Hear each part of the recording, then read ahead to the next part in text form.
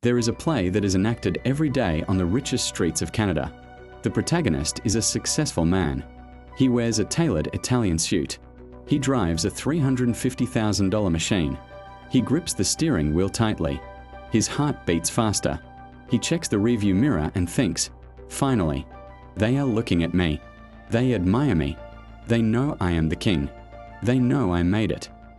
But here is the brutal tragedy, the cosmic joke that no one dares to tell him. No one is looking at him. People are looking at the car. If the car were parked empty on the side of the road, they would stare just the same. The driver is invisible. He is irrelevant. He is merely an organic prop, a biological accessory required to move the metal object from point A to point B. If he stepped out of the vehicle, the admiration would evaporate instantly. This is the Ferrari paradox. You spend the best years of your life, sacrifice your health, skip family dinners, and go into deep debt to buy respect. But you end up buying only strangers' envy for a soulless object. You have become the invisible man inside a 500 horsepower golden cage. You bought a ticket to a show where the audience is cheering for the chair you are sitting on, not for you. Today, we aren't just going to talk about cars. We are going to dissect the collective mental illness that destroys the wealth of the middle and upper class. I will show you the math of how your ego costs you $3 million. I will explain the biological hack that luxury brands use against you. And I will teach you how to escape the consumerism matrix forever. Welcome to the Mindset Playlist. Episode 11. Rich versus wealthy. The real definition. Society taught you wrong. Instagram taught you wrong. We use the word rich to describe the wrong person. We need to draw a line in the sand between rich and wealthy. These are not synonyms. They are opposites. The rich, the visual rich, this is the doctor, the lawyer, or the high-ticket realtor making $40,000 a month. But he spends $39,500. He drives the financed Porsche, lives in the mansion with a giant mortgage that eats 50% of his income. His kids wear designer clothes. He vacations in Dubai on credit cards. Visually, he is an absolute success. He signals alpha status. Financially, he is walking a tightrope over a canyon. If he breaks a leg, gets a burnout, or stops working for 3 months, the castle crumbles. The bank takes the house. The dealership takes the car. He doesn't own the wealth owns him. He is a luxury slave. He runs on a golden hamster wheel, sweating to pay for a life he doesn't have time to enjoy. The wealthy, the invisible rich, this is the guy who also makes $40,000 a month, but he spends $8,000. He drives a 6-year-old Toyota Highlander or a Honda Accord. He wears comfortable, unbranded clothes. He lives in a modest home that is fully paid off, but he has $4 million invested in S&P 500 ETFs, real estate, and private businesses. Wealth is what you do not see. Wealth is the car not bought. It is the first-class trip declined. It is the diamond left in the store window. Wealth is the option to wake up on a Wednesday morning and say, today I am not going to work. Today I will play with my kids. And his lifestyle doesn't change one bit. The world is full of people who look poor but are free, and it is crowded with people who look like kings but are prisoners of their own image. Which one do you want to be? You can't be both in the beginning. You have to choose, look rich or be free. The engineering of desire, how they hack you. Do you think your desires are yours? Do you think you chose to want that watch? Think again. There is a $1 trillion industry, the luxury industrial complex, companies like LVMH, Kering, Richemont, that spends billions of dollars hiring neuroscientists to hack your biology. They use the artificial scarcity theory. Why does a Birkin bag cost $30,000 and have a 2-year waiting list? It's not because the leather is magic. It's not because the stitching is made of gold. It's because they purposefully manufacture less than the demand. They turn the product into a hunting trophy. They know that, biologically, humans are primates programmed to seek status to survive in the tribe. 10,000 years ago, without status, you were kicked out of the cave and eaten by a lion. Status meant survival. Today, luxury brands have hijacked this survival instinct.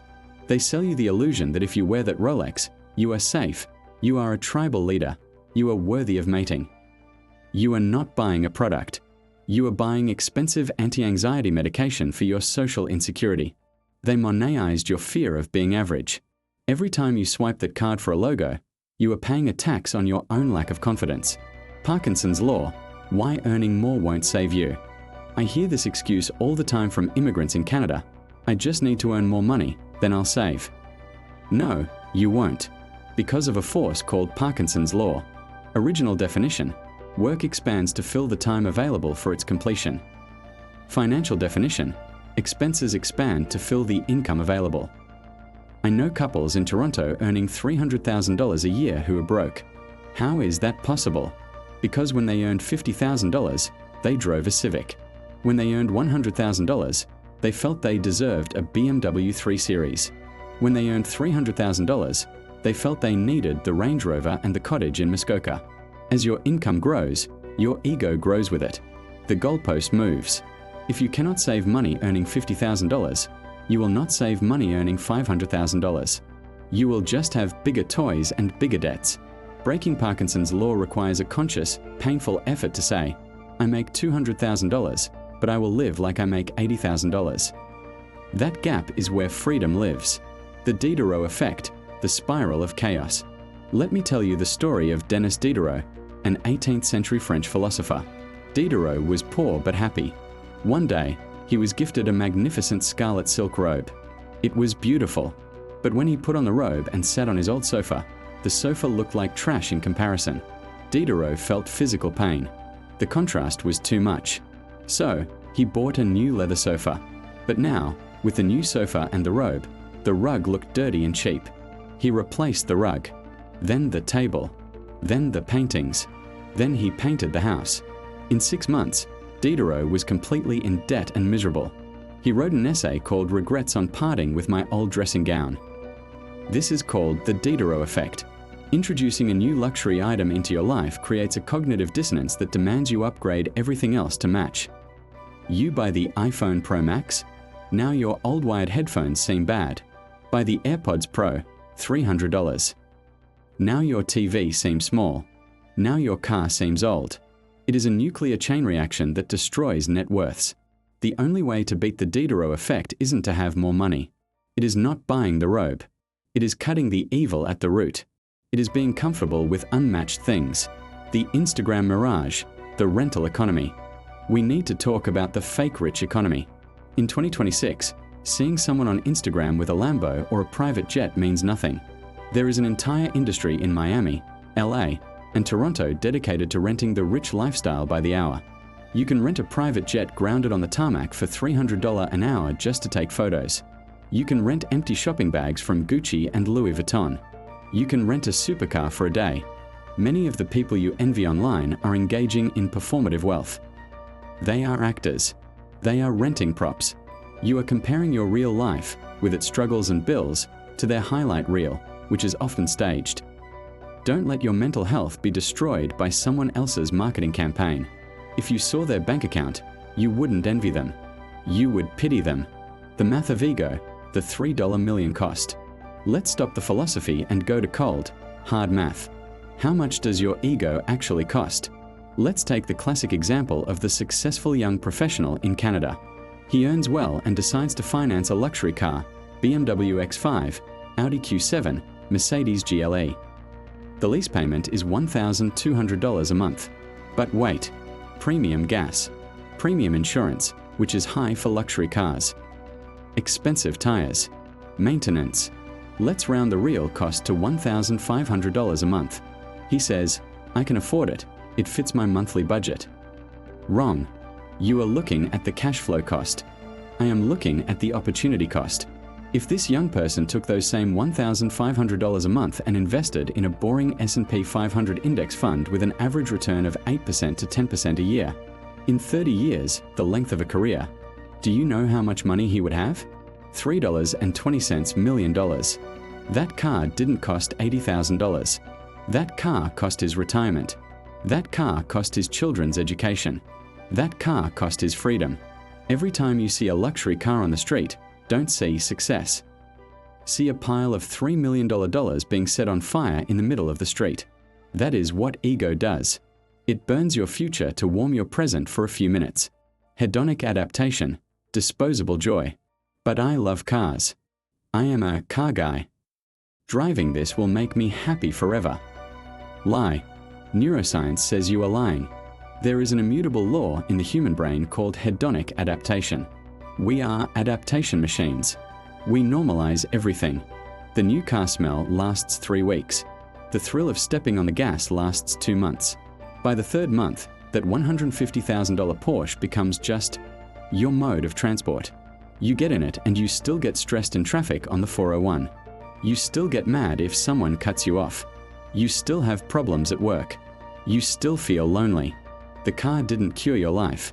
The dopamine spike dropped to baseline. The emotional gain evaporates. But guess what does not evaporate? The monthly payment, the insurance, the debt stress. You are left with the permanent cost of a temporary happiness. It is the worst investment in the history of trade. The social curse, attracting parasites. Here is the darker side of displaying wealth that no one talks about. When you signal, "I have money" with flashy cars and clothes, you act like a magnet. But magnets attract 2 things, iron and parasites. You start attracting friends who want you to pay for dinner. You attract partners who love your lifestyle, not you. You attract financial advisors who want to sell you junk. Displaying wealth filters out genuine people and filters iron transactional people. The wealthy, invisible rich, have a superpower. Since they look normal, they know that everyone around them likes them for who they are, not what they have. Stealth wealth is a social filter. It protects you from fake relationships. Being flashy is a lonely road. You never know if they love you or the Ferrari. The supreme status, fuck you money. If cars, clothes, and mansions are fake status symbols to impress idiots. What is true status in 2026? The ultimate status symbol is total autonomy. True luxury isn't wearing an Armani suit in a boardroom where you are afraid of being fired by a boss you hate. True luxury is wearing flip-flops on a Tuesday afternoon, walking your dog in the park because you owe nothing to anyone. This is called fuck you money. It is having enough money invested to be able to say no. No to the toxic boss. No to the abusive client. No to the boring social obligation. No to the alarm clock.